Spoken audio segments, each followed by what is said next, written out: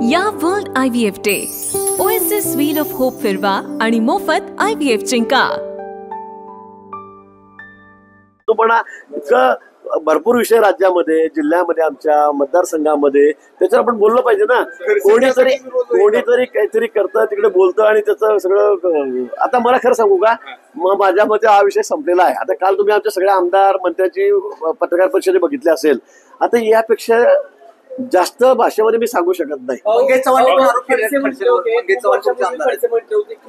CD काढतो, CD नंतर आता फार जुनं झालं, ते फार जुनं झालं। आता काय नेमकं मिटले का नाही तुमचं खडसेचा वाद? माझा त्याचा मिटायचा विषयच नाही आहे। आता त्यांना बोलावं असं वाटतं, ते अस्वस्थ आहेत बिचारे, ठीक आहे। त्यामुळे आता मी पण बघतोय की ते इतके अस्वस्थ आहेत की त्यांना कळतं ते काय करावं काय, आणि त्यामुळे एंट्री नाही मिळाली। असं काही नाही, पक्ष खूप मोठा आहे आमचं, ते पक्षश्रेष्ठी ठरवतील, मी काही एकटा ठरवणारा नाहीये। पण मला असं वाटतं की आता माझ्या मते हा विषय आता संपलेला आहे। काल एवढी प्रेस झाली, त्यात एवढं बोलणं झालं, आणि मला वाटतं माझ्या मते हा विषय संपलेला आहे। विनाकारण काही घाणेरडं बोलायचं, कमरेखालची विरोध भाषा करायची, त्यापेक्षा हा आता विषय संपलेला असं मला वाटतं। संजय राऊत तर सगळं मंत्रिमंडळ हटवायला बसलेले आहेत। त्यांना असं वाटतं हे मंत्रिमंडळ जावं, आमचं मंत्रिमंडळ यावं। संजय राऊत कोण विचारतंय? संजय राऊतचा तो धंदाच झाला, रोज काहीतरी बडबड करायची, वायफाट बडबड करायची, खोटं बोलायचं, रेटून बोलायचं। तुम्ही त्यांना एवढं गंभीर का घेता मला हेच कळत नाही आता सध्या। त्यांच्या म्हणण्यावर होणार आहे का सगळं?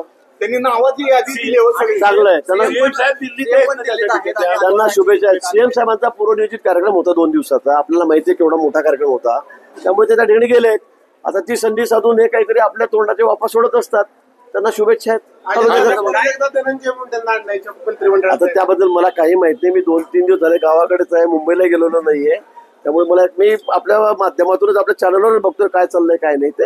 आता त्यांच्या पक्षाचे नेते ते ठरवतील काय। एकंदरीत सध्याला राष्ट्रवादीचे असतील किंवा शिंदे गटाचे त्यांच्यावर तर कारवाई होणार असं नाही। मला असं वाटतं की या संदर्भामध्ये पक्षश्रेष्ठीच ठरवतील, की मला अधिकार नाहीये किंवा माझी कोणाशी चर्चा नाहीये ना। इथे आता मुख्यमंत्री मोदींची मी या संदर्भामध्ये बोललेलो आहे, कारण 3-4 दिवस भेट पण नाहीये, त्यामुळे मी या बाबतीत काही सांगू शकत नाही। काय मी अथॉरिटी नाही या बाबतीमध्ये की कोणाला कारवाई होईल, कोणाला काढणार।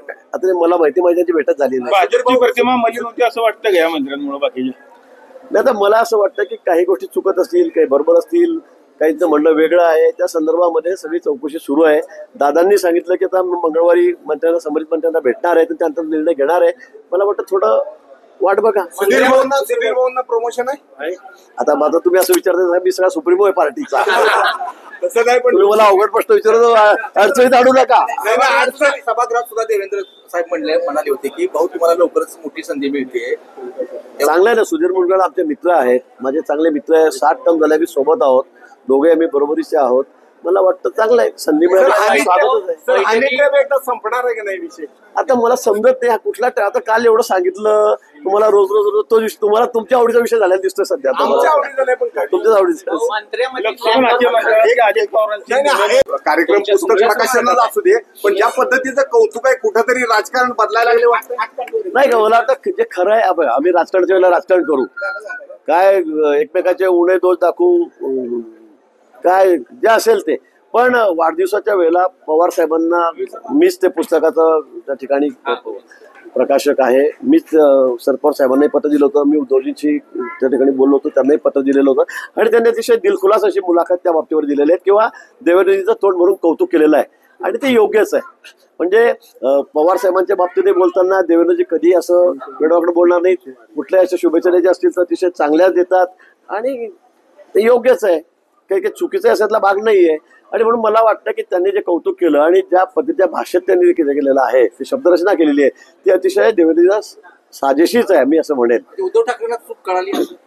चूक कळाली असं नाही, बघा आमचं वैयक्तिक काही वाद नाहीयेत, आमची विचाराची लढाई आहे, आमची आयडिओलॉजी वेगळी आहे पक्षाची, पण हे असं होत नाही की आम्ही प्रत्येक वेळेला वाढदिवसाला एकमेकांबद्दल वाईटच बोलावं, चुकीचंच बोलावं, असं होत नाही।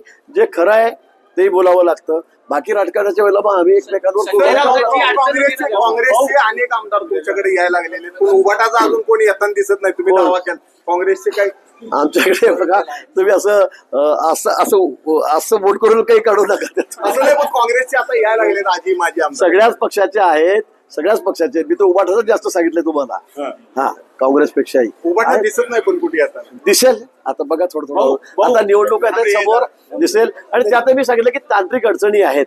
ते लगेच त्यातून खासदार आहेत, 4 खासदार आले, 2 खासदार त्यांना येता येत नाही. तांत्रिक अडचणी आहेत. पण अनेक लोक आमच्याच मार्गावर या ठिकाणी आहेत, ते तिकडे राहायला उत्सुक नाहीत. माझी ट्रेन आलेली आहे. नाही माझी 3,000 लोक आहेत माझी ट्रेन.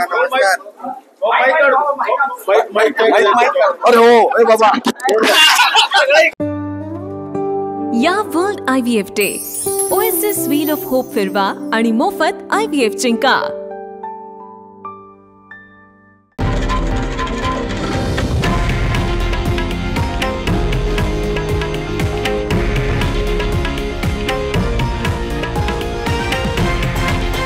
हे आहे देशातील नंबर 1 न्यूज नेटवर्क आणि आपण पाहत आहात TV9 मराठी, एकमेव.